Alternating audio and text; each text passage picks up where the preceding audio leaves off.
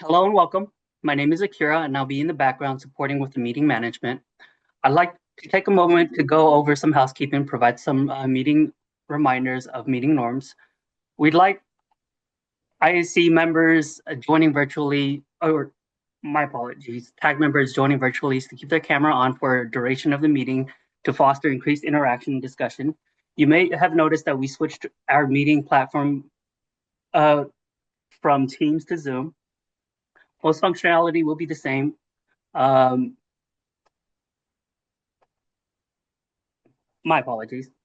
Live closed caption will be available. Attendees can turn on captions by clicking the CC button.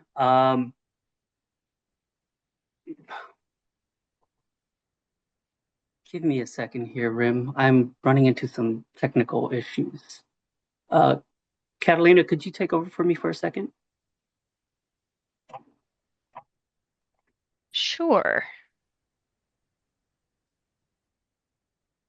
I just entered, so I'm not sure where we left off, but I will start from the beginning.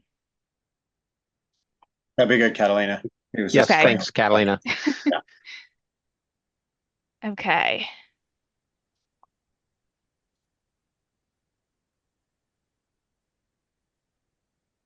Hello and welcome. My name is Catalina, and I'll be in the background to support with Zoom. If you experience technical difficulties, please type your question into the Q&A. Live closed captioning will be available. Please click on the CC button to enable or disable. And with that, I'd like to introduce Rim Cawthron. Well, thank you everyone for joining us for this, which is our last meeting in the series on identity management. Thank you all for joining us today. Let's go on to the next slide, please. We always start off with a vision for data exchange in California. I'm not going to read this slide to you. I think you've all seen it before, but just want to acknowledge that if we are going to be effective in moving data around and supporting whole person care, we need to have an understanding of who it is that we're talking about. And that's why we're here today, is to help us down that path. Let's go on to the next slide, please. Just real quick on our agenda for today.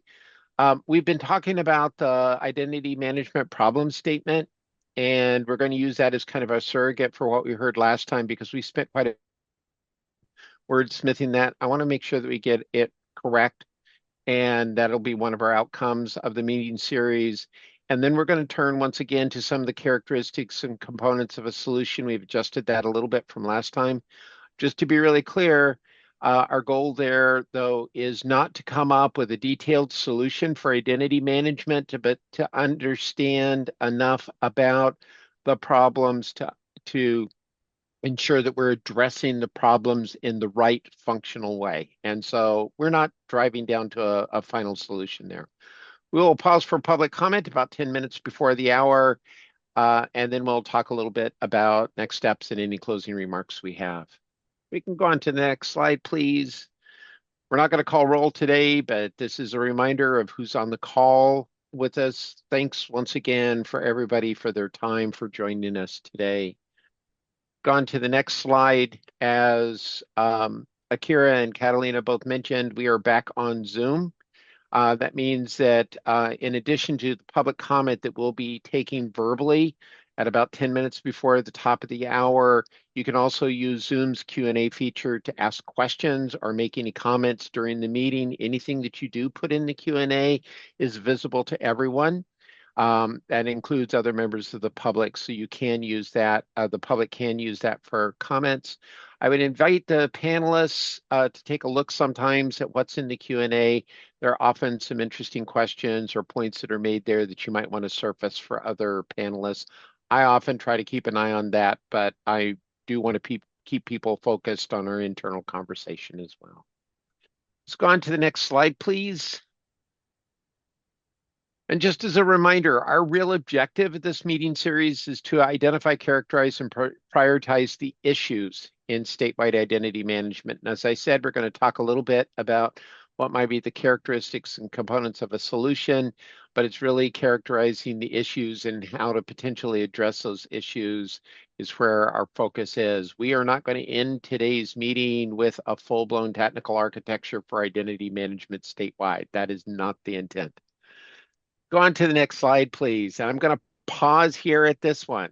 This is our take on the adjustments you asked us to make in our problem statement, that we are really that identifying individuals across healthcare, social service, and public health system is unreliable and inaccurate. And that comes from a couple of large issues, and it leads to impacts to individuals and services. And then there's a kind of final statement here at the bottom that we heard is that these problems lead to a need to create trusted, efficient workflow for person matching. And so it's trusted and efficient is where we need to be headed, and understanding that this is a workflow and not just a technical issue. Like I said, I'm going to pause here. Are there things that you think that are still not correct in how we're characterizing the problem here? So much better. Really good job. Julie, thank you for that. I always feel like you give us a pretty high bar. Yeah, you met my high bar. Seriously, I do feel like it captures our conversation last time. What I really like about it is very succinct. It's very clear. Basically it identifies the problem so that you can really think strategically about the solutions, like both from the individual impact and the service impact. But I also really like that the service impact does consider the individual as well. So I really appreciate that the piece about opportunities to collaborate and coordinate care, because that does have an individual impact, but it happens at the system level. So I really appreciate that. Thank you, Julie. Any other thoughts? Any corrections anybody would want to suggest?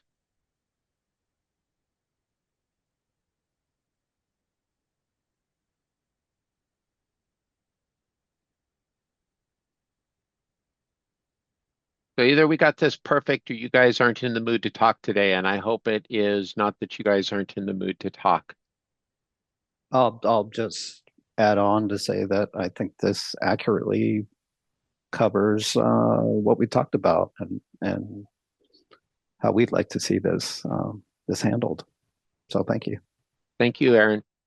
Well, I think that reflects that you guys have been pretty good and pretty explicit about what the issues are. And it's one of the things that we really wanted to try to understand here. You know, people have been saying for a long time, we need to figure out identity management. Well, that doesn't help us very much in understanding what to do without understanding, so what are the issues and why do we want to solve those particular issues? What are the outcomes that we should be looking at if we're doing that successfully? And so that's what we've been trying to capture here. I saw a hand pop up. Yes, Julie. Yeah, it's me. I also think it's really important how you state the problem. Make sure the solution is solving the problem that you need to solve, right? And so not having this as the last time being a little bit more ambiguous and a lot of words and not as much focus. The solution might not have actually solved what we needed to solve. So I think this makes it really clear. And it sets us up for more success by making sure that the problem is so clear that the solution is like you have to solve it. You know, identity management without thinking about coordinated care is not helpful, right? Identity management that doesn't look at the impacts of people actually losing services for failure to do it well would not be a good identity management system. So being so clear, make sure that the solution is the solution we need. Thank you, Julie. So I'm going to use that as kind of a segue into the next slide. So if you look here at this one, what we captured here is that the inaccuracy and unreliability is due to two things: the lack of easy access to authoritative identity and incentives to create and propagate unmatched identities. So if we move on to the next slide, please. That's how we wanted to think about the solution then. So if those are our two problems, then we solve those problems by providing easy access to authoritative sources, and by making it easy to provide some form of feedback when we believe that unmatched identities or potentially duplicates have been created so they can be resolved and aren't passed around without resolution. So that's the way we kind of thought about this. I want to talk just real briefly about some of the implications of this, and then we'll probably move from this slide. Hopefully people have it around to the picture and open things up for a lot more discussion. If we think about that first component, the real goal there is to facilitate better resolution of identity by when participants are interacting with each other. So we're not trying to solve a problem within your system, but solve problems between you interacting with another system where you need a shared common identity. And that's the way we've thought about this. And the approach to that is facilitate access to multiple authoritative sources, hopefully spanning as many population segments as possible. And you've identified some of those segments for us, but also some of the authoritative sources that we might not have considered. For instance, statewide databases of student information that we don't normally think about. And that might be accomplished through a couple of different ways. I think it was Lloyd that identified last time that some of the things we've been thinking about sound like now DXF is going to create another authoritative source. And so that might be something that we actually say, yes, and we're going to do that. And that we have a source that is a database of a bunch of cross-references. So for instance, if I have Rim Cothran's member ID from his health plan, I can identify his MRN or some other identifier in a health system because that all resides within that database. Alternatively, we might merely facilitate access. So if I can search the health plan and find RIM's member ID, that now I have better data to go search the health system for Rim Cothran, but that data isn't held within a state system. Now, I don't want to get down into the weeds, but just to illustrate that there are different ways that you might accomplish that, facilitate resolution. And then the second component here is, okay, so I didn't find RIM in the health system. And I created an identity in my system that's unlinked to the health system. What do I do with that? Well, should I tell the health system, hey, I am certain that you know about RIM's surgery because he had it there last year, but you claim to not know who Rim Cothran is. So please check. Merely to make organizations aware of failures and provide some opportunities for improvement, but especially if I'm now going to send some information into the health system and I know that I failed to resolve an identity, well, is there something I should do to flag this? I think I'm pushing a duplicate version of Rim Cothran into your system because I think you already know who Rim Cothran is, but I couldn't find that identity when I searched for it. So those are the two kind of things that we're thinking about might happen there.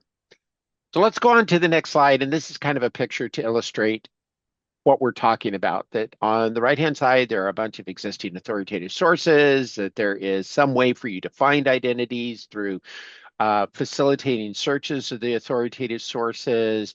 And then if that works, great. And now you have better identity resolution. But when it doesn't, that you need to be reporting those suspected duplicates. And only when you expect that things failed, that you might report them on. And just to give you a differentiation there, well, if Rim just moved to California, I don't expect to find him in any of these systems. So when I created a new identity, I don't expect him to be found. And so I don't need to report that. But if I really believe that Rim should be in the health system because he had surgery last week, then I suspect that I created something new. Let me pause there, and I want to reflect back to what Julie said before we went here, is that if we understand what the problem is, then that should tell us how to solve it. Are we talking about the right two features or components in this? One where we facilitate search and the other where we report suspected duplicates? Or do we have this wrong and this is not how we should address the situation?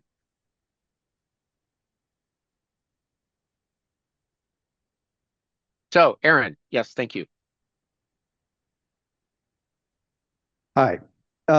So when I think about Julie's comments and your comments about, do we have the correct problem identified and that is the solution going to solve that? I go back to our original discussions on the DXF is like, I don't understand how entities can achieve the goal of real-time, near real-time data exchange unless we have authoritative identity management. If we don't have that, right, we have the search capability here, which would be beneficial and helpful. You introduce a step in here where somebody has to make a decision, and the real-time aspect of DXF goes away at that point, or becomes very hard to achieve. So I think from that perspective of solving that problem, having the authoritative portion is required, and I would love to hear other thoughts about that.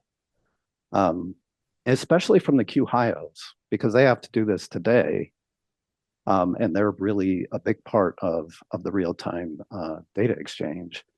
How do they feel about having an authoritative identity management that will reduce their load of having to do so much work themselves at this point?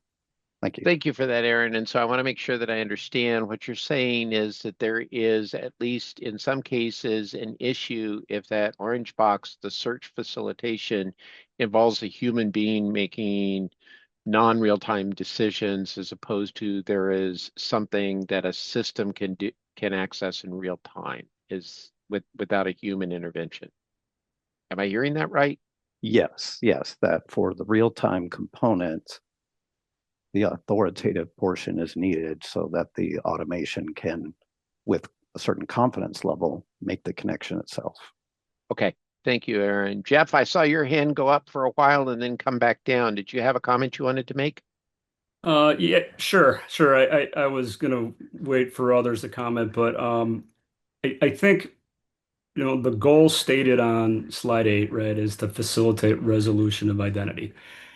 So in order to do that, really, the DXF would need to be an authoritative central identity layer, like an EMPI or MDM solution, really to have the best possible single source of truth that has a unified profile, right, of that identity, and to be performant, right? So when queries would be, highly efficient as they hit one single authorized database designed for identity lookups, right?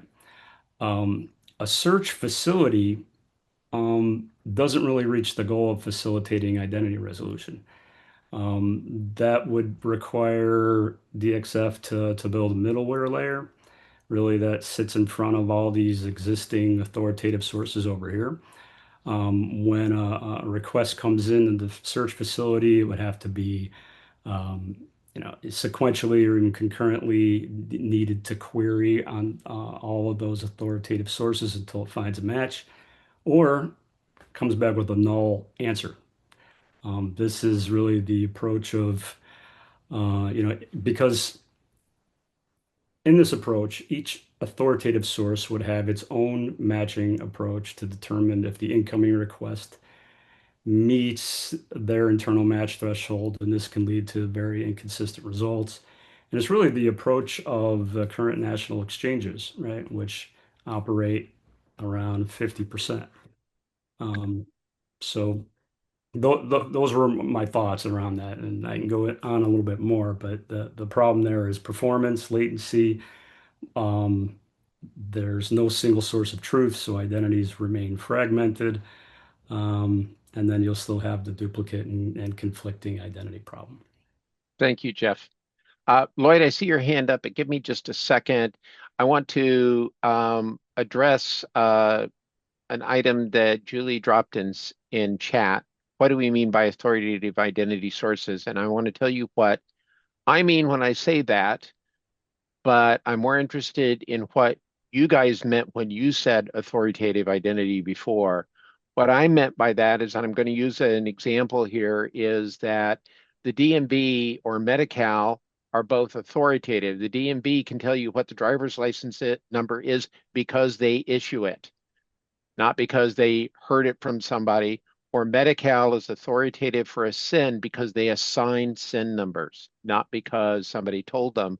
Whereas a QHIO is not authoritative for either of those because it doesn't issue those numbers, but it may know about those numbers from what it hears. And so that's what I mean by authoritative sources. But again, we took that term from you guys, and so you may have meant it differently than that. Sorry about that, Lloyd. You had a comment. I did, but I appreciate what you just said. So first of all, I appreciate the way you have broken this up. The facilitate access to authoritative sources. I think that's very important because then we don't have to actually say that there needs to be a DXF one. There just needs to be one that we use.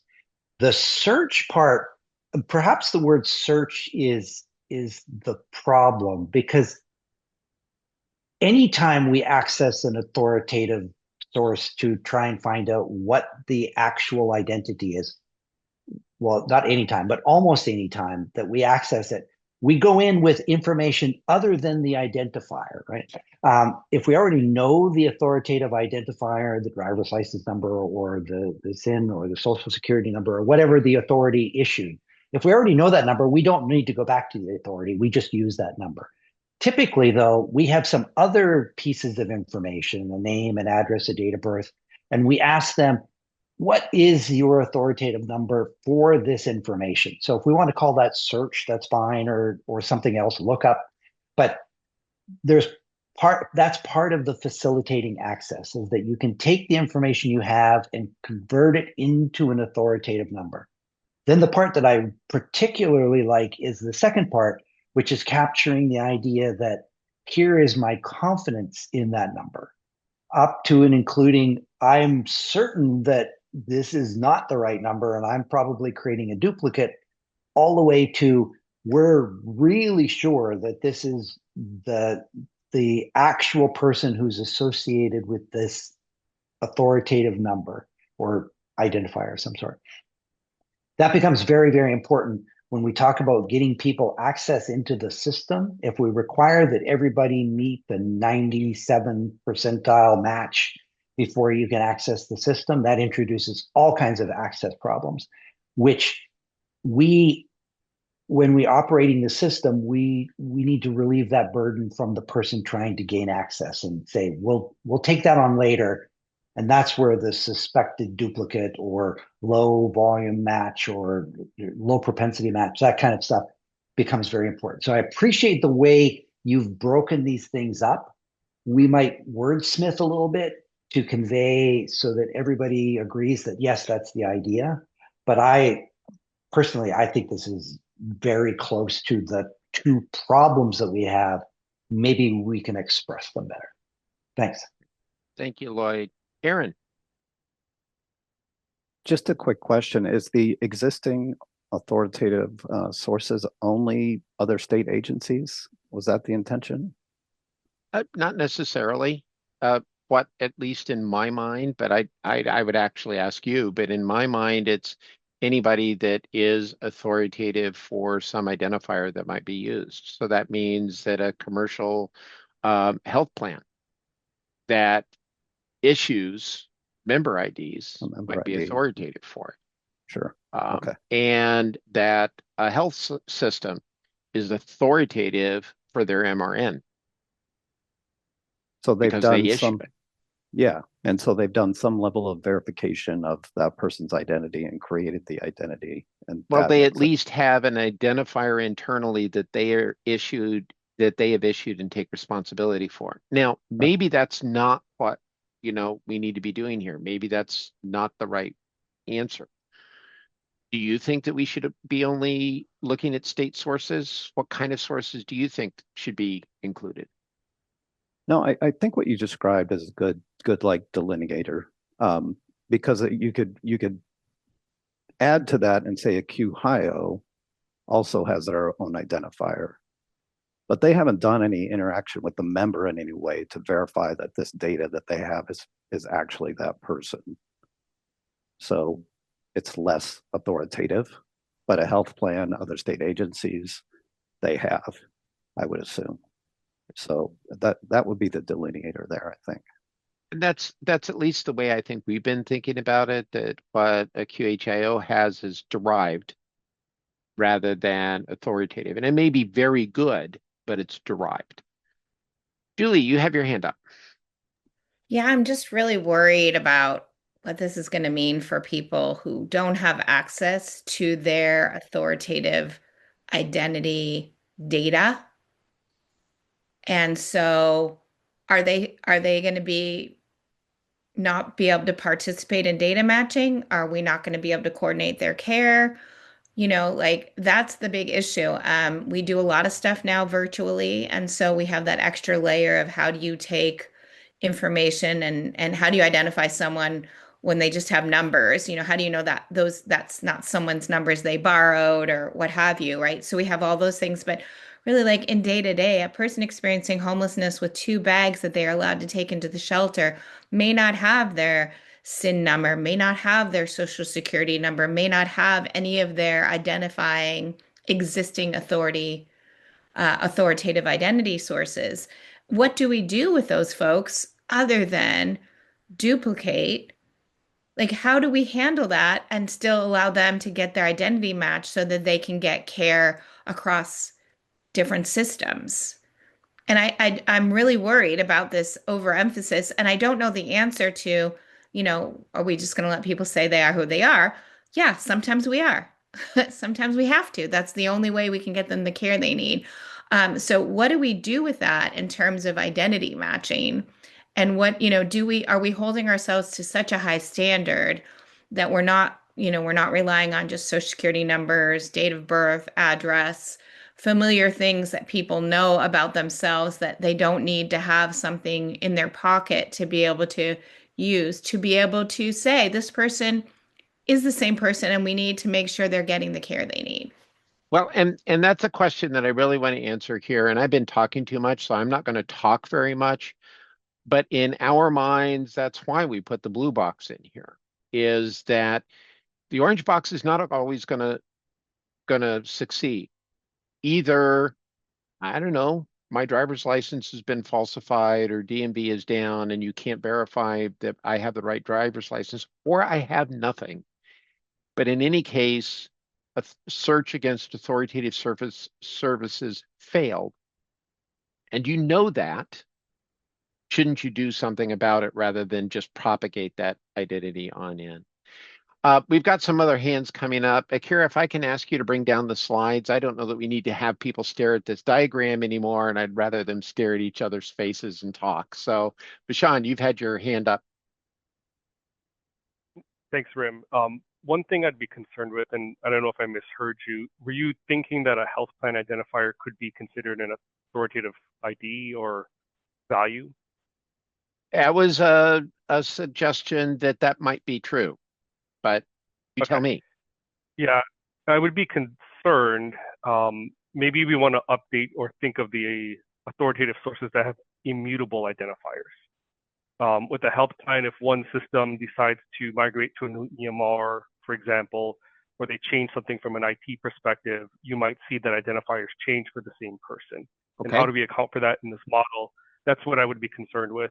The second would be in the workflow, we have that duplicate ID line that's drawn. But what I'm not seeing is how is that communicated to participants? If there's a suspected duplicate from my perspective, and I send it to you, Rim, but then, for instance, how does Ken find out? Or how does the next health system find that out? So I would like to see a little bit more thought there or really care around how do we communicate out those duplicates. And I think there's additional problems that could stem from that. If for some reason a duplicate's identified and there's health records that are linked, how do we communicate that they need to be unlinked now because there is a valid duplicate? So I think that's an area to be concerned with. Well, and I think that's, I draw this magical blue box where magic happens and things get fixed. And I don't know how that happens at all, but I think you're bringing up a good point is, okay, it's one thing to say, I may have just broken something by creating a duplicate. How the magic happens after that is a problem to be solved. So, Eric, you've been very patient. I think Julie's concerns really spoke to me, and it is relevant to the experience that I've had. With the health exchanges and folks that are assisting with enrollment there.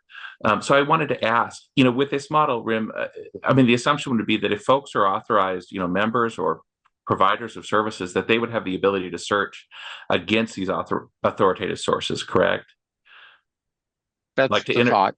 enter as many factors. So the consumer wouldn't need to present with a benefits identification card or a driver's license, but that we could gather, enough information about them to find, if an authoritative identity exists. Just wanting to understand it. That is my thought. Yeah. Yeah. One of the problems that we have, that creates duplicates in the Medi-Cal, and covered California space is, sometimes folks at the end point when they may walk into an assister or to an agent, right? Those agents don't have the ability to search.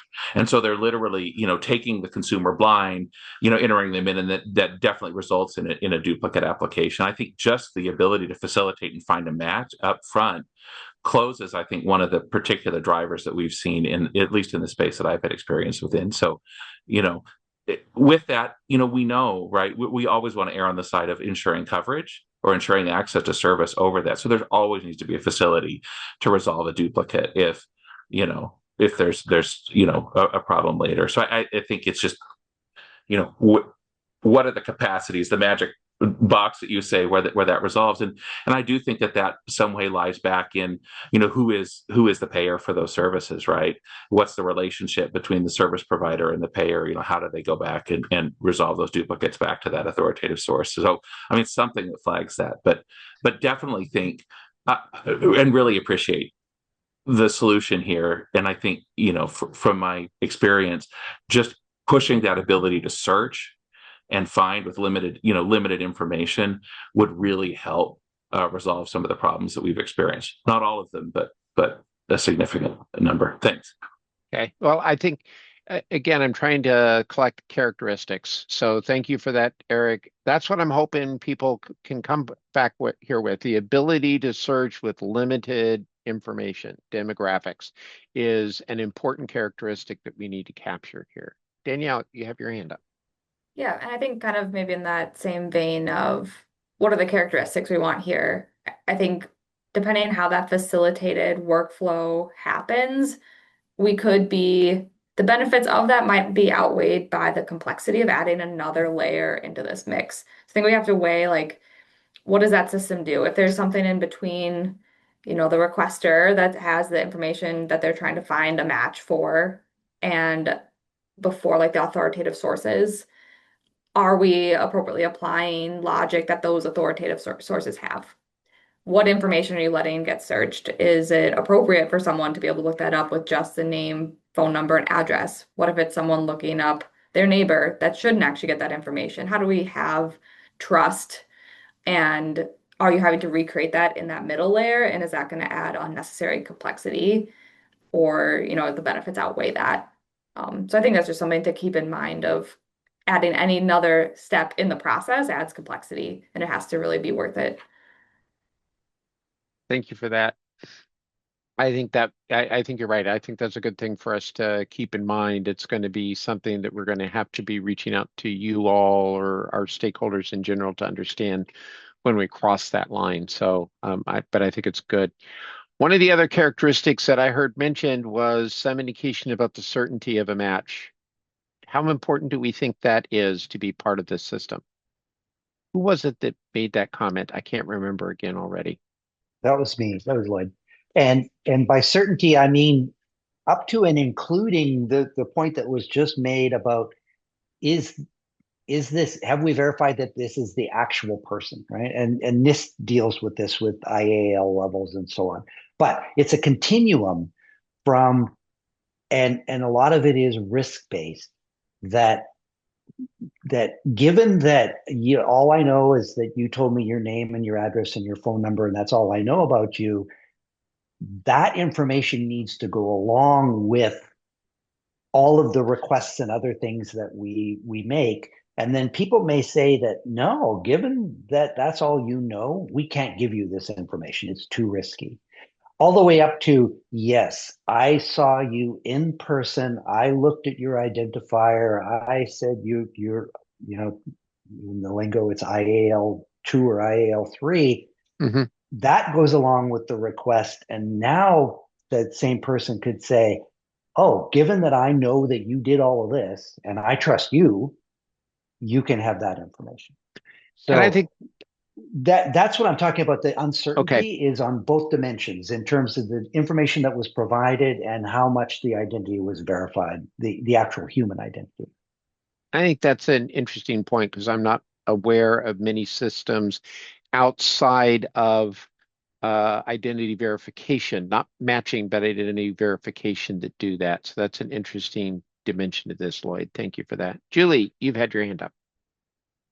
Yeah, I mean, I think we have to think of risk differently depending on what the use of the data sharing is and really hold the values that we're trying to accomplish. So when we're, if this person isn't the right person or the same person that we think they are, but this person needs food, we're going to get the person food even if we can't confirm that this person is the person. I mean, I think we have to remember that the what we're doing for folks, there are different layers, right? And the fraud versus, the worry about fraud or misidentifying versus not getting something to a human being that needs something is really important, and we have to continually balance that.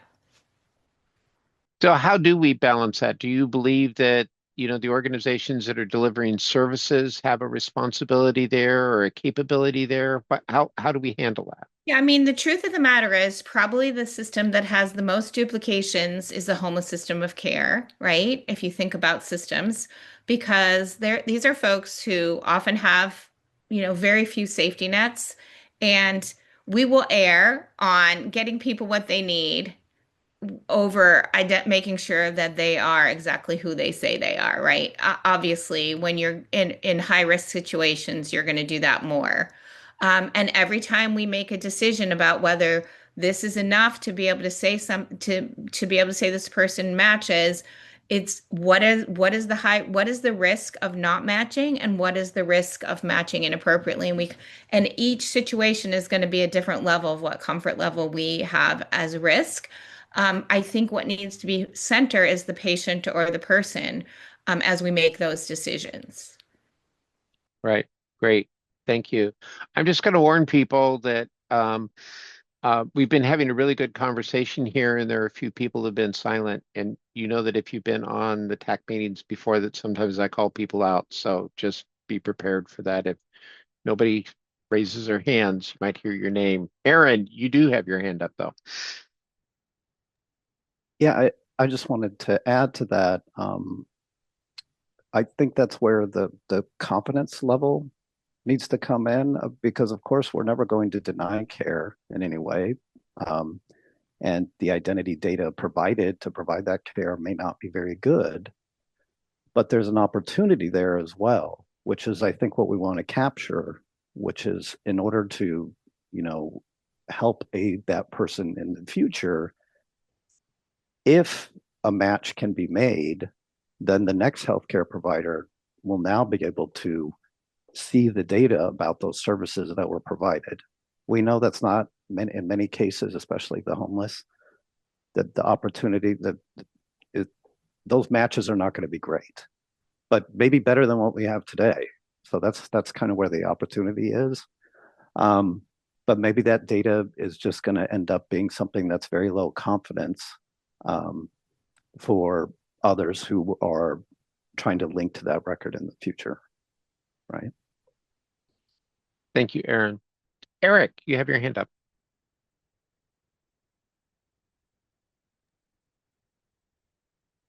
Oh, totally agree that there's an opportunity, right? That you can provide services and then, look at leveraging that. I do know, at least for public assistance programs, like within, county public assistance programs, the rules for, verifying identity, right? Like a program has identity verification before it issues benefits. Like to some extent, that level of confidence varies depending on the program or the payer of the program or what's coming out. And so, that may rest with, the comfort level either of the service provider themselves with, what are they allowed to do, right? Or the, the person that's ultimately funding those benefits in terms of what that confidence is. And I don't know that the system necessarily needs to have that, right? It's something that would be known, what service am I trying to attach them to, and what are the requirements for that service, and do they meet that? And just looking at public assistance, programs, right? The standards for identity, right?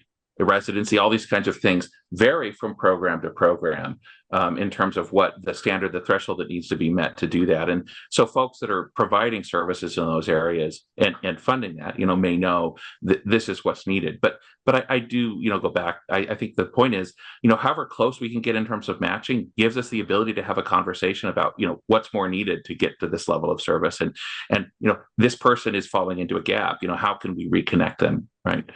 So. Thank you, and Eric. that may be the value is yeah. Yeah. Thank you, Eric.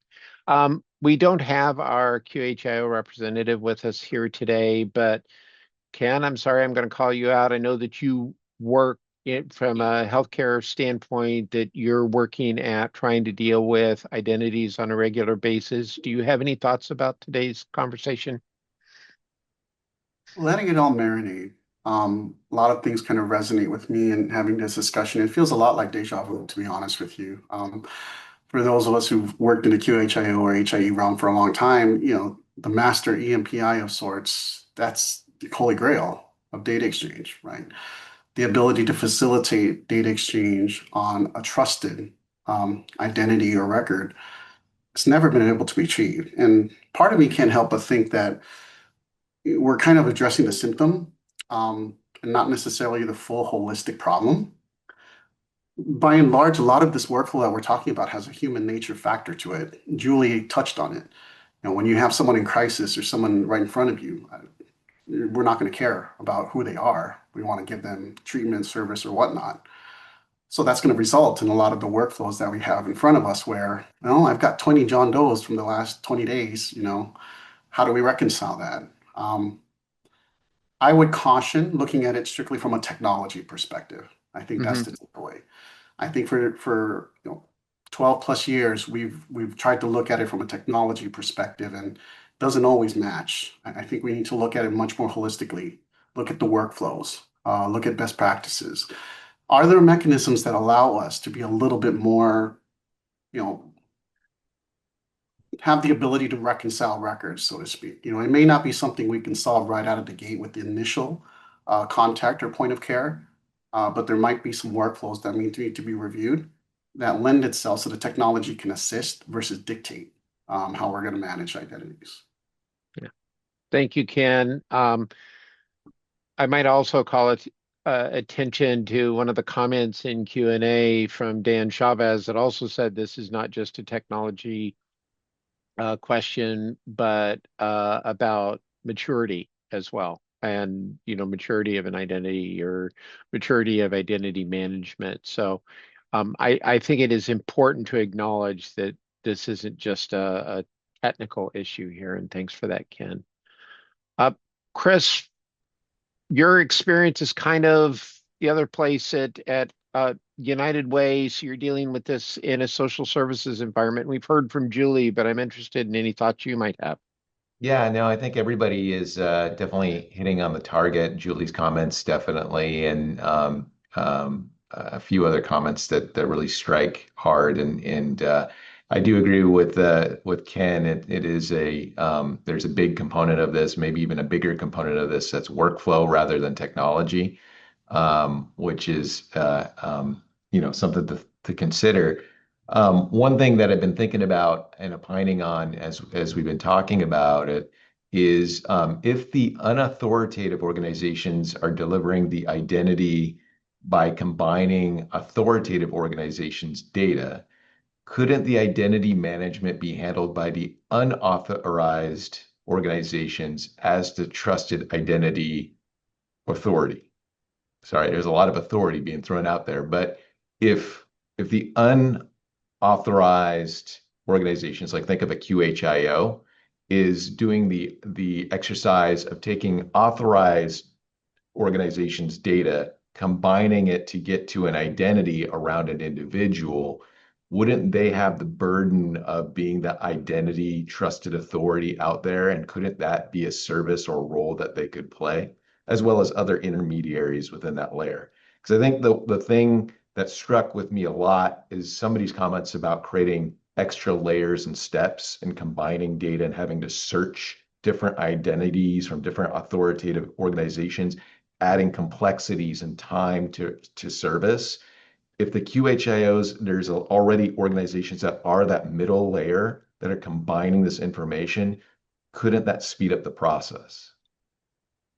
Thank you for that, Chris. And just that is an interesting thought, I think, for us to ponder a little bit, understanding that about 2/3 of DXF participants are using a QHIO today and the other third are not. So where does that leave them? But I think that's an interesting thought. Sean, I see your hand up. You may be the last comment before we go to public comment. Thank you. I'll just kind of put out there, and this is based off of some of Julie's feedback. I think it's important to consider the purpose for looking up a person's identity. I think there's elements of privacy here that we have to honor. So that might be a point of consideration for DXF. If we are considering the model you proposed, we should likely consider, why is somebody actually looking for someone's identity? What is the purpose of it? And I think that helps some of the different segments that are on the call here better manage how they use that reply in data. And then I think it could enable organizations to honor consent, because I think that's, a past TAC committee, but, kind of keeping my thoughts there, HIPAA protected entities, we want to make sure that we're following the right thing and doing the right thing, and consent is a large part of that. So knowing the purpose why an identity is being looked up, and as we're crossing different segments of care, might be helpful. So I just want to put that out there for the group. I appreciate that. And I said when we started off that our goal today wasn't to fully cook a solution, and I don't think that we've fully cooked a solution here, but I do believe that we've been successful in doing what I wanted to accomplish. So Vishan has mentioned that one of the characteristics of a solution needs to be the ability to communicate, or maybe the requirement to communicate the purpose for why you're searching for an identity. We heard about the need to be able to indicate how certain you are of the actual identity because you have them in front of you, or the certainty of a match, or how do you deal when there are no authoritative sources. I think we've managed to collect some of those characteristics that we wanted to. Akira, if you can take us to public comment, I think that's where we are in our meeting. Yes, thank you, Rim. Members of the public must raise their hand, and Zoom facilitators want to mute each member of the public for them to share comments. If you logged in via Zoom, press raise hand at the bottom of your screen. If you selected to share your comment, you will receive a request to unmute. Please ensure you accept before speaking. If dialed in by phone, press *9 on your phone and raise your hand, and listen for your phone number to be called.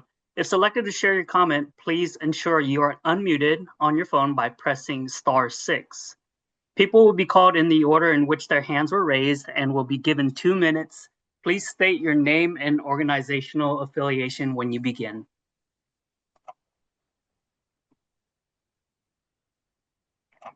Thank you, Akira. We'll give people a few minutes to raise their hands.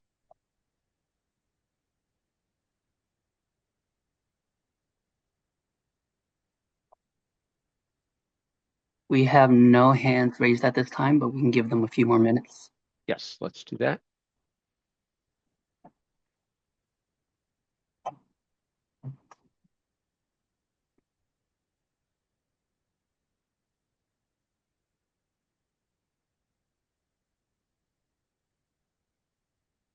So do we have any hands raised, Kira? Not currently at this time. Okay, well, it sounds like we've got a relatively quiet public today. There have been a few items in the Q&A if people want to take a look at those. Let's go on to the next slide, and we'll give people a few minutes back today. Again, I really want to thank everybody. We took on what I thought was a hard problem here. And a lot of, I'll just reiterate, a lot of what we've been hearing at DXF is that identity is a problem, but what that problem is and what are the types of things that we can do about it has not been part of that concern until you guys helped us identify that. So I'm very appreciative of giving us a better understanding of what the problem statement is. And I again think that today we identified some of the characteristics of a solution, not a solution, but the characteristics of a solution that'll help us move the ball forward. And so I think that that's where we have been. Over the course of the TAC series this year, we've talked about social services exchange. We've talked about consent management. We've been talking about event notifications and now in identity management. There are a lot of different aspects of how we're trying to move information forward. And it's given us a lot to think about. So I want to thank everybody for their participation in this and to many of you in some of the other TAC series as well. And I'll give everybody 6 minutes back in their day and thank you for your participation.